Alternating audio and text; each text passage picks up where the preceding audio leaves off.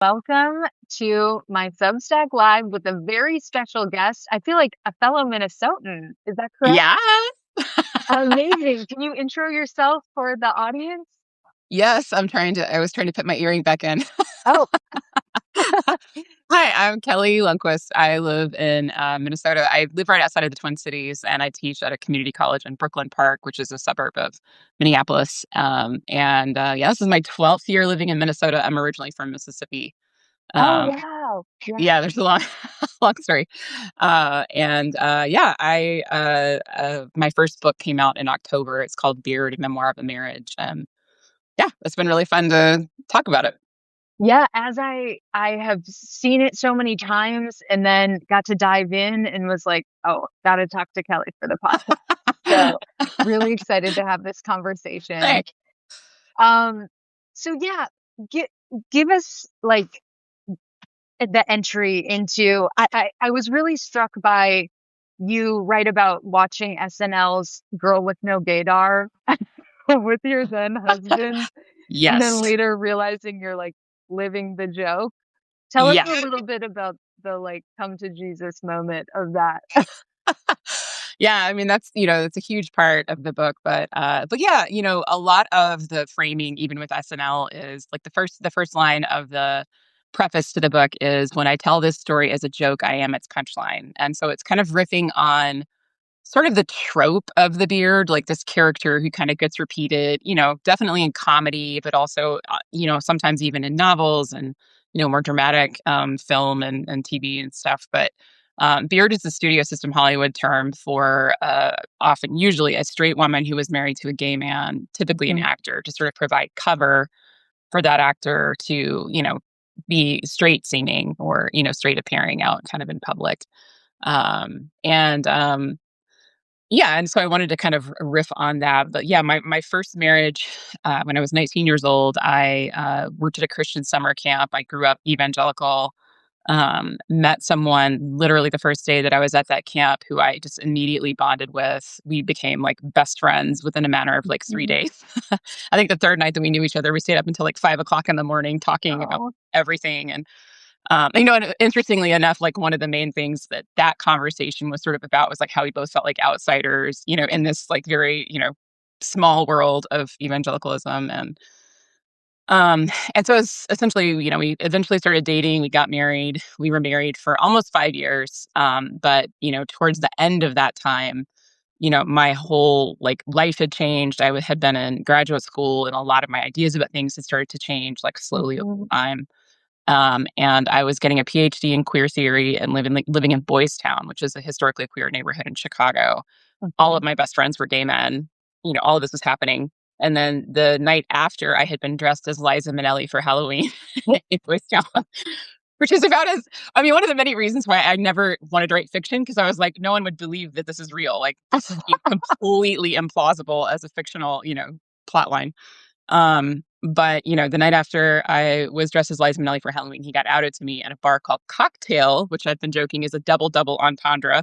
Anyway, so that essentially like the way that it ended was mostly why I wanted to tell the story because it ends really beautifully. And we are friends. Like we were just texting yesterday. Like he's Mm. good. The book is dedicated to him. It's all good. But yeah, it was just kind of I wanted to tell it. I mean, I think honestly, part of being a Southerner is telling tragicomic stories. Yeah. I tend to have sort of a dark sense of humor. And so I knew it would be funny and sad and sweet and, a little bit tender and all of those things. So I felt like I wanted to tell that story. Yeah. I'm so interested. First of all, I totally understand how growing up in the church can really, I grew different, but I grew up like in a very religious Catholic family and like Yeah. just can kind of warp your Mm, uh, sexuality, sense of like what you want out of life. And so I'm very interested in this. You as, you know, Miss Queer Theory and like, knowing all of this and growing up in the church and like mm. tell us about like the try first understanding that disconnect Mm. within yourself. Yeah. I mean, I think, honestly, like the whole that whole part of the story, I have probably a lot more questions than answers, honestly, even in the book, because I'm like, I don't know. I mean, I think there's 100 plausible reasons Yeah. why. Some of it is just to play detective, to understand him, maybe to force, a conclusion to this story that had been evolving between us. And there's a bunch of different like reasons. I think honestly though, one of them that I do try to kind of address in the book is that I think that queer theory as a lens and almost as a philosophy is a very liberatory one. And I think I was very drawn to that. Like I think there was something in me that was always very hemmed in by the kind of binary black and white thinking that I was raised with. And I have to say, like every time I say that, I think my parents weren't that way. Honestly, like they were sort of exceptional within their Yeah. context, but kind of the joke that I've been making about that is even when you swim upstream, you still get wet, like so I Mhm. feel like I very much was still informed by this kind of very like narrow, like you have to have the correct ideas about this invisible being and that, otherwise you're damned and all that kind of stuff. I was very much shaped by that. And I think that queer theory sort of was like a little like pickaxe that kept kind of chiseling away at that in me, and I found it incredibly freeing and incredibly safe in ways that I had not felt in my body and in my experience until I kind of encountered that whole way of thinking and honestly that community and in Chicago in particular, but also in Jackson. Like there's a pretty thriving queer community in Jackson, which I think maybe doesn't get enough press or attention. But yeah, so I think that was, those are all pieces of it. But yeah, I think it's probably an unanswerable question. Ultimately, there's definitely not Totally. one reason that explains how things ended up that way for sure.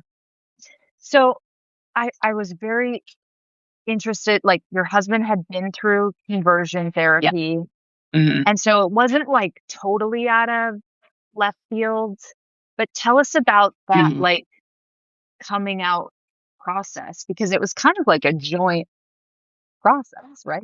Yeah. Oh, for sure. I mean, and it was honestly, yeah, and I had a friend. I had a conversation about the book last Wednesday, and one of my friends was saying he almost feels like this is like an education of Kelly's story. Like sort of like there's a classic education of Henry Adams. Like that sort of idea. Yeah.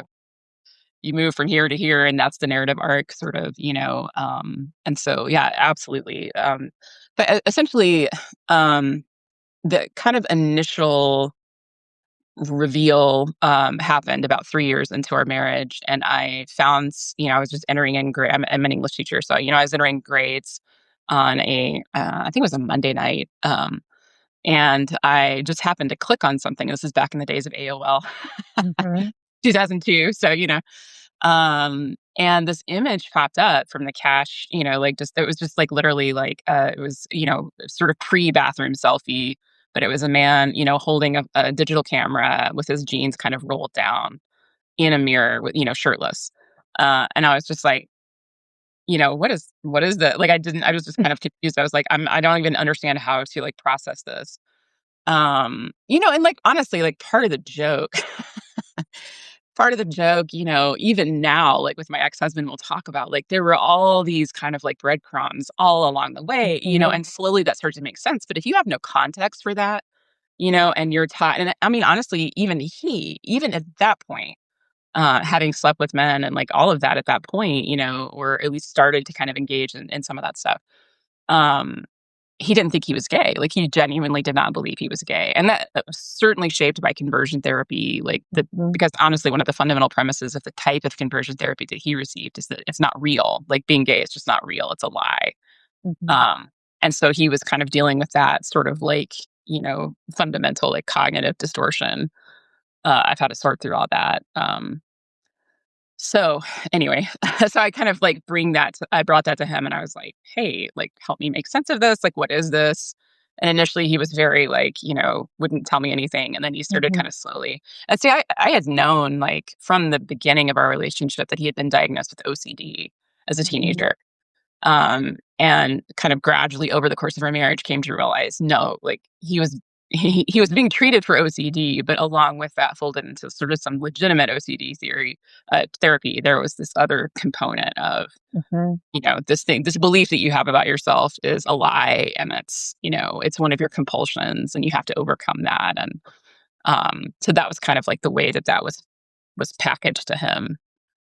So anyway, he began to kind of like confess, and then the last year and a half of our marriage was basically just me kind of continuing to find out more and more. And then by the end of our marriage, kind of when I refer to that night in Boys Town, he had been sleeping with someone from work and then fallen in love with someone from work. And so that was kind of like what I think of as like kind of the ultimate, like, oh yeah, we're done now. Like this is actually over. Like, uh, Yeah.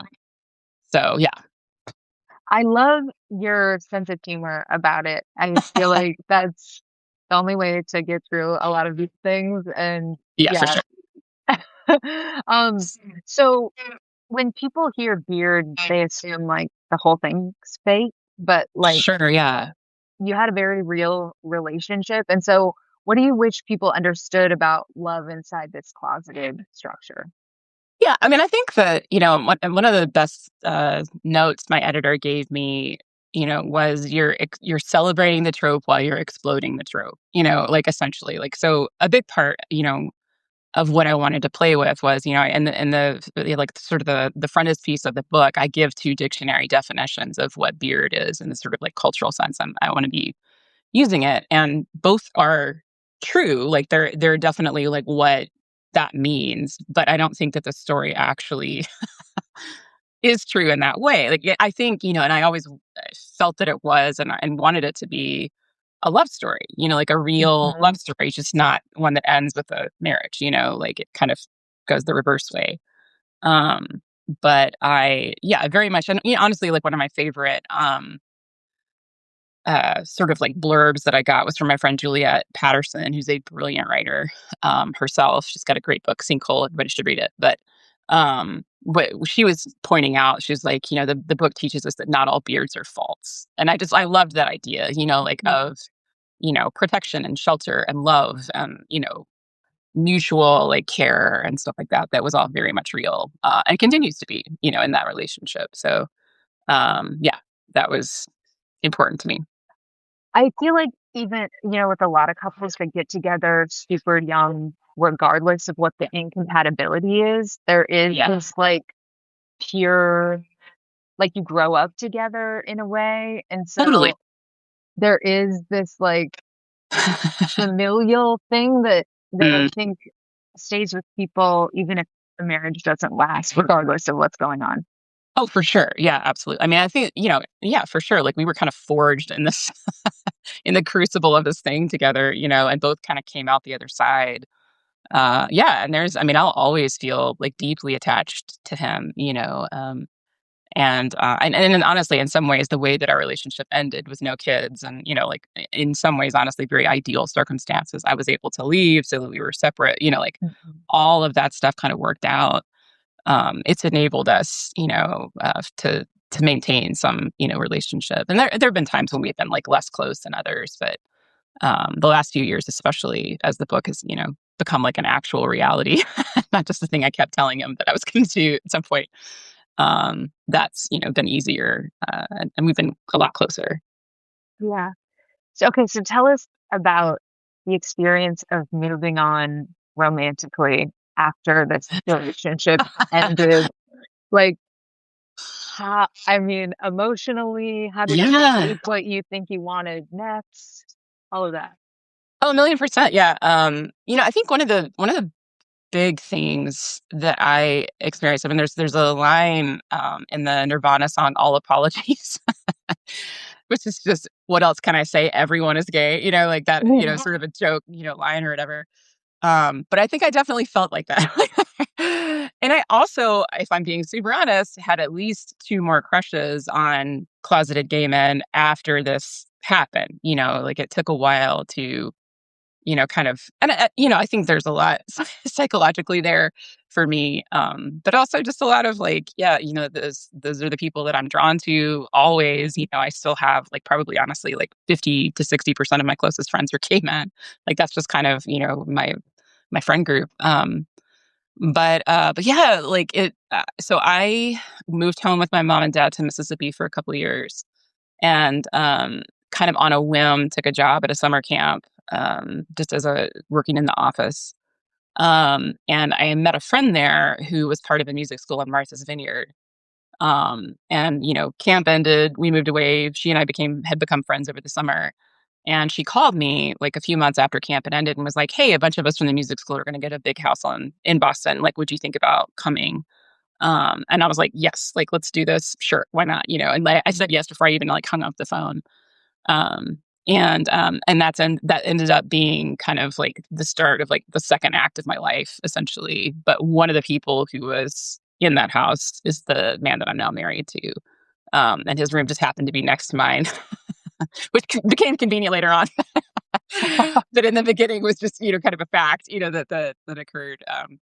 But yeah, it was hard, honestly. Like and I think honestly, like there was a part of me that became probably like fairly homophobic, just in the sense of like, oh, he's very sensitive, he's probably gay, or oh, he likes Mhm. poetry, he's probably gay, or oh, he knows how to fold a duvet, he's probably gay. Like anything that was like even remotely like feminine coded for me, I was like, oh, if I found Did myself that being show up in your early romantic. relationship? Oh, for sure. Yeah, absolutely. Yeah. I mean, and I think honestly, more so even in a sort of sexual component of it, or desire component of it, or identity, all of those different pieces. I think it was also just like, can I trust you? And maybe Mhm. even more than that, can I trust myself? Like, can I trust my sense of who you are? And can I correctly interpret the data I'm being given? Because I definitely did not do that before. And so now, can I trust that I have any semblance of correct interpretation, Yeah. translation, all of those things. Like, do I actually have that capacity? And I think honestly, that was probably the harder of the two things, even more so than like this other person is this other person. Can I actually like rely on, them? Like, can I rely on myself? Which I think is a more fundamental cognitive dissonance to have if you don't have that, strong sense that you can. But a good test for your partner that, like, are you patient? Are you man enough Yeah. to, like, stay Yeah. with me as I figure this out? Absolutely. Yes, for sure. For sure, yeah. Okay, so I just wrote a book too that's coming out I in know, I'm so excited. April. Thank you. But for me, like, writing the book was transformative about like Mhm. everything I had been through. And so I'm curious for you, like, did writing this book deepen your understanding of what had happened and your own self-understanding? What was your journey with that? Oh, I mean, 1,000,000%, honestly. Like, I really in some version or other, I've been saying that it took me 20 years to write the book, and that's true, like, it did. But there were so many different versions of it that it doesn't that, it's not it's strictly true. Like, yes, I did. It did take that long. It did take that many years of labor to finally arrive at a form that felt true to me. Um, but I think that, um, I started out just to kind of I think honestly the end of it was the thing that sparked the desire to write about it because that just felt, I mean, I would, having grown up in the church, I would now characterize myself in terms of faith as probably like some sort of agnostic, right? Like mystery adjacent, like there's something probably, I don't know, like that's kind of mostly where I land on all that. But there's a moment that's in the book, but which for me was kind of like the most important part of it. Like that was the reason that I wrote it. Where I kind of have this like moment of just like everything in my life like flips. Like everything is like, oh shit, I've been seeing this wrong all this time. And now Mhm. there's this fundamental reorientation of everything. And for me, like I haven't had a moment in my life since, and I probably won't, honestly, that felt as holy or sacred or transformative. Mhm. And so I think to a large extent, wanting to be sure I captured that as well as I possibly could, this kind of moment that was like sort of defied like logic and words and all of that for me. And especially as I've grown, I think one of the gifts of it taking so long to write the book has been that I've been able to say definitively 1,000,000% this shaped every other thing that came after it. Just this one moment, And so, I think that was the sort of ultimate like impetus to write it. But as I've gone through, absolutely. Yeah. I mean, I've, and that's the hard part, right? I think, memoir is hard to write, period. Everything is hard Mhm. to write. But in the ways that memoir is hard to write, I think one of them is that it's easy to tell somebody else's details or just the details of what happened, but kind of excavating into that like lower layer of what was I thinking? Where how was I complicit? How did I contribute to this? How did I do this to myself? Where are the times that I betrayed myself? Like, or just where are the times that I was hurt, wounded, hungry, like, didn't get what I wanted, like all of that stuff, like there's a great Mary Carr in The Art of Memoir has a great line where she just says, as a piece of advice, like show yourself wanting something dumb, and I thought that was like one of the most brilliant pieces of memoir advice because I think we all have this sort of like protective impulse to be like, well, I didn't really want it, or I kind of saw from the beginning and I didn't really, like, no, I wanted that to work out. I loved him. I really did want to be married to him. I really did want to be, a good Christian, like all that kind of stuff. Like, that's real. I did want that. And to deny that or to sort of like distance myself from that would be false. And so, yeah, I think that was a huge part of it too. It's just kind of like every time I would like sit down to write, I was like, oh shit, we got to talk about this too. Yeah. But it's like allows you to fall in love with that dumber, younger Yeah, self that like you absolutely. probably spent. I mean, I spent some time distancing myself from those versions of Oh, myself.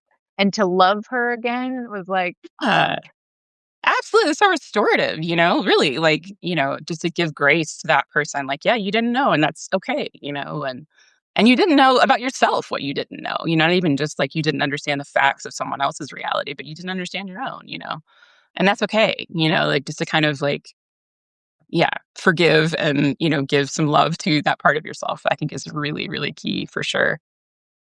so you have this whole queer theory background, and you also do, research into the trope and all of Mhm. that. I'm curious if there was anything during your research process that was like, Oh, yeah, I mean, it's interesting, so one of my favorite queer theorists I mean, there's a lot, I have to say, like, there were parts, honestly, when I dug into that bit of it that I could have gone so much harder on, and some of it was just for me, like, it was like, I can't believe I actually watched the Angels in America, like, premiere the night before I ended up leaving like, all these things that just actually happened, like, the fact of them would kinda blow my mind, or I was reading Dracula, which is all about the closet. I was reading, Scarlet Letter, which is all about the closet, like, all these things at the time, like, that's what I was, like, fully immersed in.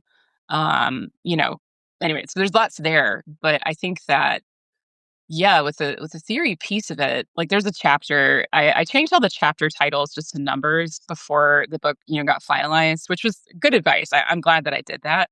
But there was a title that initially was titled "The Gary Oldman Double Feature," and that's one of my favorite. That's kind of the theory chapter, basically. So I kind of get at, um, actually, I'll tell you this in that chapter, one of the main things that blew my mind was Dracula is written as an epistolary novel, and it's written, by Bram Stoker, who was a friend of Oscar Wilde's, who had married Oscar Wilde's beard, who became his beard.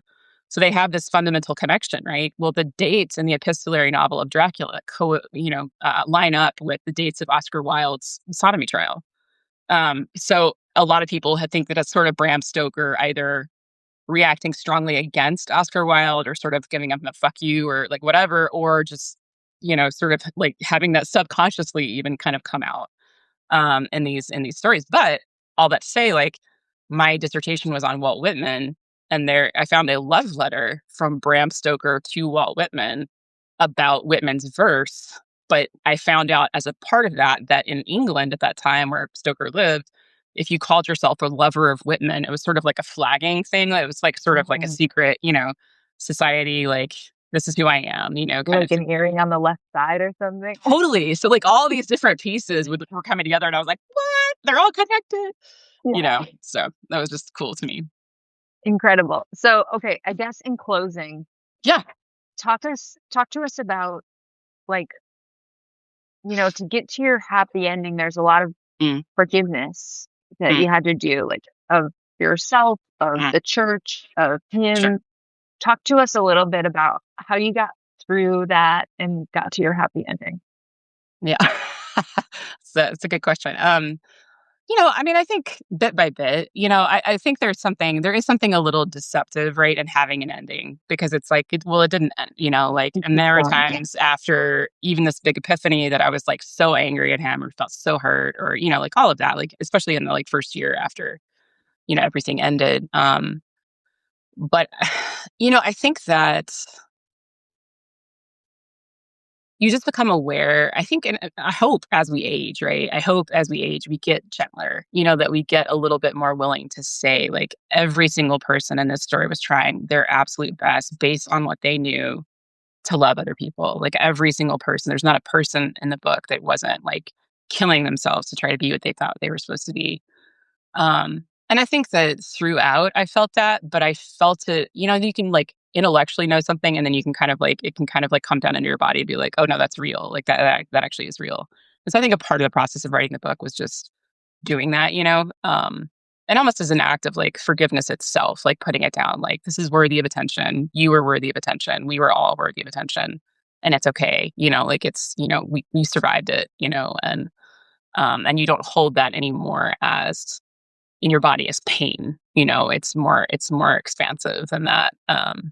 And it feels like it does heal something, to have those conversations and whether they're on paper or just in person. Yeah, totally. Well, thank you so much for chatting with me about this. Thank Everyone should you. get their copy of Beard. And, yeah, I will see you on the other side, Kelly. Thank you, Uh, everyone, for Thank you. joining us. Appreciate it. Bye.